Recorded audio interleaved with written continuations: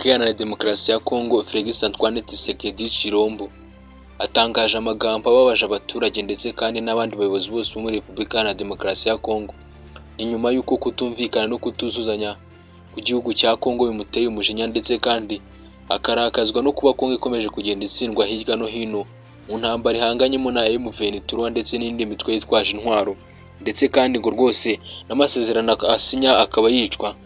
Félix Antoine Tshisekedi Tshilombo mu burakari bwinshi cyane avuze ko ibi byose ngo 90% ituma biba ari abaturage be n'abandi bayobozi. Avuga ko ngo abaturage bigirira uruhare mu gutuma rwose imitwe yitwaje intwaro ibataka, ndetse kandi akomeza anavuga ati rwose Kongo ntago ari uko nari nzi ko nzayobora, kuko nari nzi ko ngiye kuyihindura igihugu cyiza nkayihindura paradizo.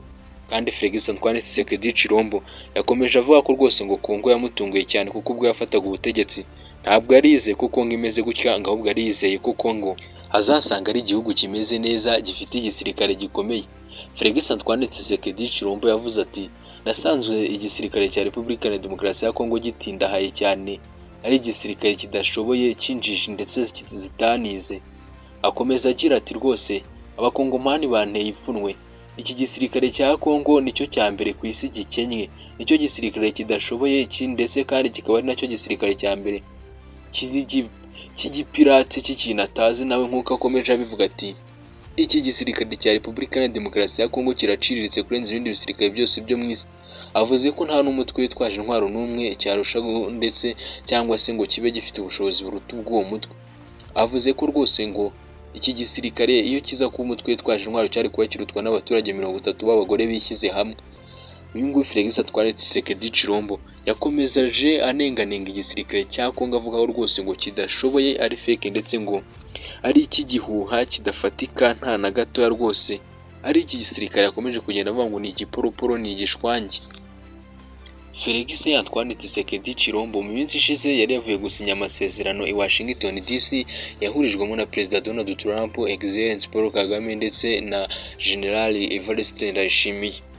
Gusa ariko nubwo bino byagenze gutya rwose ngo bikomeje kubabaza Tshisekedi cyane, avuga ko rwose ngo abaturage bakomeza kugenda baha umwanya umwanzi ndetse bagakomeza no kugenda bamwishyiramo.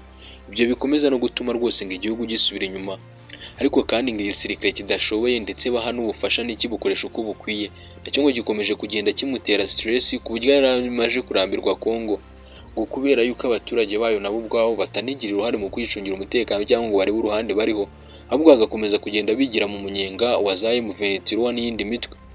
Kongo yari ifatanyije n'imitwe nka Wazalendo ndetse n'imitwe nka FDLR warwanye M23 ariko byaranze.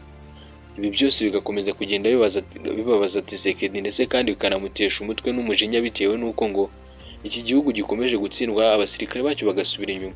Avuga ko rwose ngo yaragiye kubara ku ngazi kari nziza azakomerezaho agatsinda imitwe yitwaje intwaro, iterabwoba n'ibindi bibazo, ariko rwose ngo siko yabisanze, ngo ahubwo yasanze ari inyatsi.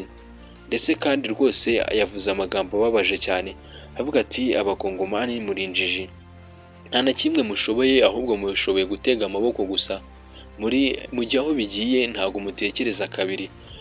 Ndetse kandi ibi byarababaje n'abaturage ba Kongo rwose. Ibu nkubwira uwitwa Félix Antoine Tshisekedi Tshilombo akaba ari gushwana n'abaturage be ku rwego rwo hejuru cyane. Mwibutsa ko iyo uri honereza TV Media njye kugezaho iki kiganiro nitwe Riza. Bwira mugenzi wawe, bwire mugenzi we ko gukora subscribe kuri Riza TV Media ariyo nzira yonyine mwazajya munyuramo mwumva amakuru agezweho, ibyegeranyo n'ibindi. Mugire ibihe byiza kandi Imana ibarinde. Ciao ciao. Mwibutse gukora subscribe nanone kuri Riza TV Media njye kugezaho iki kiganiro Riza.